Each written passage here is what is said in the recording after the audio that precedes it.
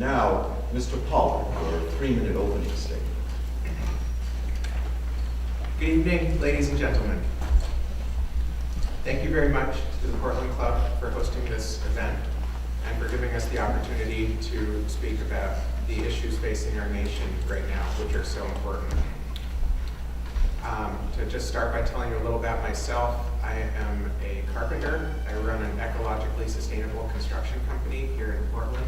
I think it's also in your district, actually it might be Diane, on 4th Street. Diane, sorry. A good district also. And it was where I live, it's on the East End. It's not as cold. It's warmer. And I have also worked as a journalist, as a reporter and a news editor of weekly papers in Hancock County, where I grew up. I mentioned I grew up in Blue Hill. And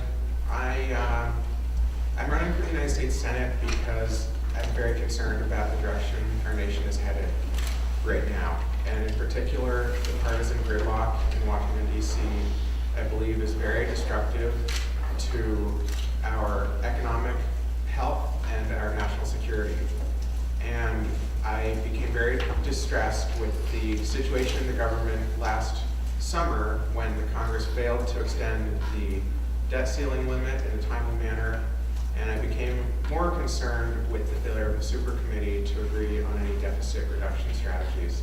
And I believe that as someone who has views that cross party lines, I have the ability to speak to Republicans and understand where Republicans are coming from and agree with many of the perspectives of Republicans.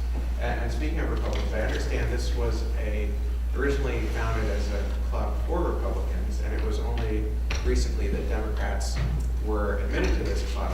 And I would like to say, many of my greatest political heroes are Republicans. Governor Joshua Chamberlain, I believe, is one of the greatest heroes in the history of the world. And I admire the man more than I can say. He's won the war for the Union. And Governor Percival Baxter, his vision for wilderness conservation has given us all access to one of the most beautiful places in the world. President Abraham Lincoln and President Theodore Roosevelt are also Republicans whom I admire very much. I'm a Democrat. My greatest source of inspiration is Senator Robert F. Kennedy. And I'm not going to read this quote. I'm going to close with it later.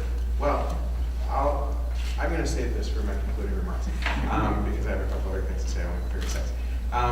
I'm different from other candidates. I'm voluntarily limiting my campaign contributions to $100 because I think that the citizens of this nation feel that the influence of corporate contributions and large contributions from wealthy individuals have done tremendous damage to the political process.